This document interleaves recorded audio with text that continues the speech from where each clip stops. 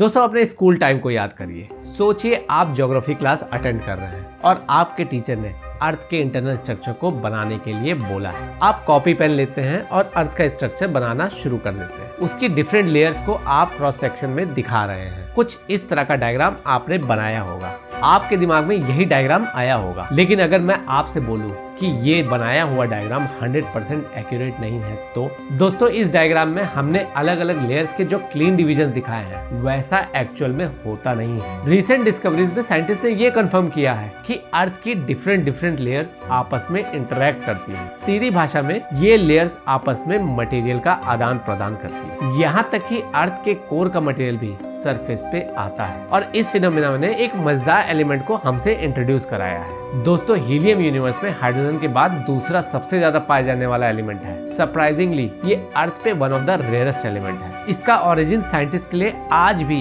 एक मिस्ट्री से कम नहीं है। फिर भी साइंटिस्ट ये स्ट्रांगली बिलीव करते हैं कि हीलियम 3 अर्थ के कोर से लीक कर रहा है। पहले ये माना जाता था कि पृथ्वी के जन्म के बाद इन अरबों सालों में हीलियम 3 एलिमेंट पृथ्वी से पूरी तरह खत्म हो चुका है, लेकिन शायद ये मानना सही नहीं था। रिसेंट डिस्कवरीज और एक्सपेरिमेंटेशन के बाद अब साइंटिस्ट ये मानते हैं कि हीलियम 3 अभी भी अर्थ के कोर में भारी मात्रा में प्रेजेंट है और वो पिछले 2.5 अरब सालों से लगातार अर्थ के कोर से लीक कर रहा है। अर्थ का जन्म हुए 4.5 अरब साल हो चुके हैं और इस लंबे समय में अर्थ में जो भी हीलियम प्रेजेंट था वो लावा फ्लो के साथ बाहर आ गया होगा। और क्योंकि हीलियम गैस बहुत लाइट और नॉन रिएक्टिव होती है, इसको ट्रैप करने वाली कोई नहीं था, जिस वजह से ये स्पेस में हमेशा के लिए एस्केप कर गई। कैलिफोर्निया इंस्टीट्यूट ऑफ टेक्नोलॉजी और वुड्स होल ओशिनोग्राफिक इंस्टीट्यूट के साइंटिस्ट की एक टीम ने हीलियम से जुड़े कुछ रिसर्च कंडक्ट किए।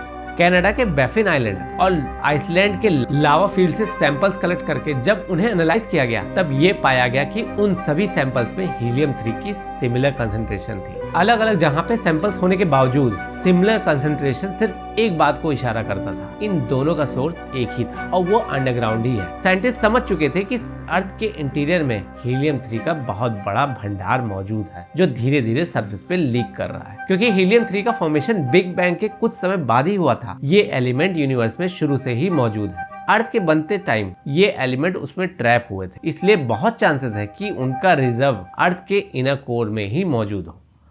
अब सवाल आता है कि ठीक है, ये पता लग गया कि हीलियम 3 का रिजर्व अर्थ के कोर में है, पर उससे हमें क्या फायदा होगा?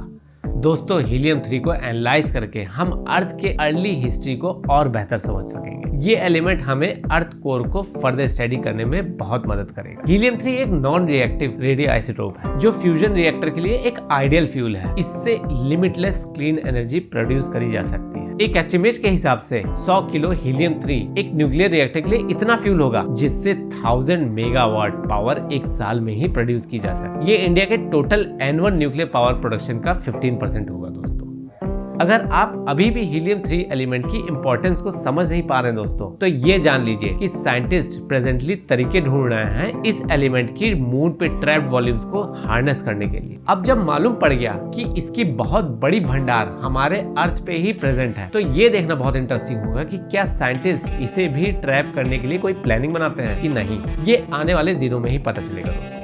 दोस्तों वीडियो इन्फॉर्मेटिव और इंटरेस्टिंग लगी हो तो लाइक और शेयर करना मत भूलिएगा। साइंस से जुड़े और वीडियोस देखने के लिए चैनल को सब्सक्राइब कर लीजिए। मिलते हैं नेक्स्ट वीडियो में, तब तक के लिए